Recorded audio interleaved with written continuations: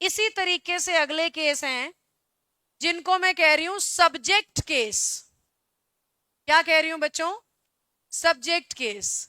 अब verb case में वो छेड़छाड़ कर रहा था किसके साथ? वर्ब के साथ। सब्जेक्ट केस में वो छेड़छाड़ करेगा किसके साथ? सब्जेक्ट के साथ। किसके साथ? किसके साथ? ठीक है, खुल की नींद, आ जाओ। सब्जेक्ट केस पॉइंट नंबर 1, हमें वो लिख के दे सकता है समवन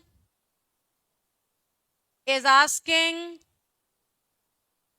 फॉर यू। क्या लिखा?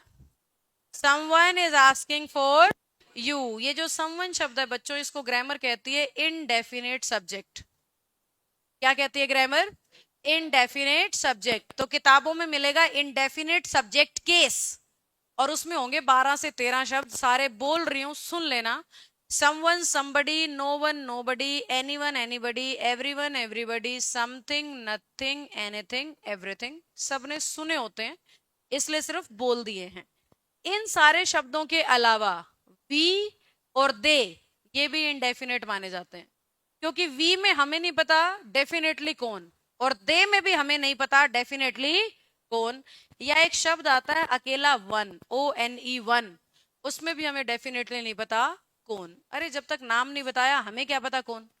तो जहां पे भी वो नाम नहीं बता रहा है, समवन का यूज कर रहा है, वन का यूज कर रहा है, नथिंग का यूज कर रहा है, एनीथिंग का यूज कर रहा है, तो हम समझ जाएंगे वो कौन सा केस है, इनडेफिनेट सब्जेक्ट केस।